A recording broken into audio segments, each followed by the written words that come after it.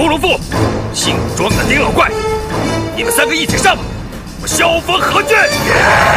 说罢，萧峰当即挥动掌力，率先朝丁春秋攻去。慕容复一招斗转星移之际持剑袭来，萧峰见状，身体微微一侧，成功避开攻击。丁春秋领教过萧峰降龙18掌的威力，只能全力抵御。萧峰随即掌力急速回旋，猛地一掌击向庄巨贤。又见丁春秋和慕容复空中旋转夹击而来，萧峰见状，纵身一跃，翻身倒立一掌打出。是不是我姐夫受伤了啊？阿紫，别担心，萧大侠没受伤。庄巨贤被这一掌打回原形，露出了丑陋的面容。他害怕身份暴露，一时之间不知所措。萧峰见状不再出手，只是大笑3声。拿酒来！是。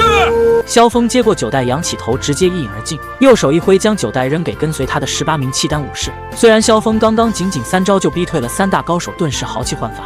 不过他也是出慕容复3人都身怀绝技，想到一会3人联手对抗自己，必定九死一生。于是他大喊叫来自己结义兄弟段誉一起畅饮。今日他们要喝得痛痛快快，也不枉此生结义一场。此时站在人群中的虚竹终于按耐不住：“等一等，大哥三弟，你们喝酒怎么不叫我呀？这位英雄是？这也是我的结义哥哥，出家的时候叫虚竹，现在只怕还俗了。当初我们2人结义的时候，也把你拜进去了。二哥，快拜见大哥吧。”说罢，虚竹和段誉同时跪拜萧峰。萧峰从未见过虚竹，顿时被这一声大哥不由一惊。想到今日情势凶险无比，虚竹居然不畏艰巨挺身而出，此举深得萧峰佩服。说罢，他一同跪下，跟2位兄弟相对拜了8拜。在天下英雄面前，3人正是义结金兰。今日在天下众英雄面前，我契丹人萧峰和虚竹兄弟义结金兰，不求同年同月同日生，但求同年同月同日死。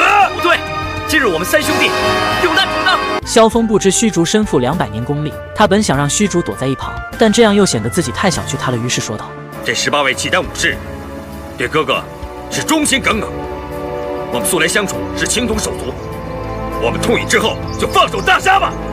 痛饮一场，放手大杀！”说罢，3人立即举起酒袋，豪气干杯。此时的虚竹热血沸腾，哪管什么佛家戒律，直接提起酒袋跟大家畅饮一番。3兄弟如此慷慨激昂，是慕容复一辈子都可望而不可及的。一番畅饮后，大家一同将酒袋扔向半空。虚竹喝足后，当即对萧峰说道：“大哥，星宿老怪害死洛太师叔玄难大师，兄弟要找他报仇。”哎，二弟，你不是他对手，二弟。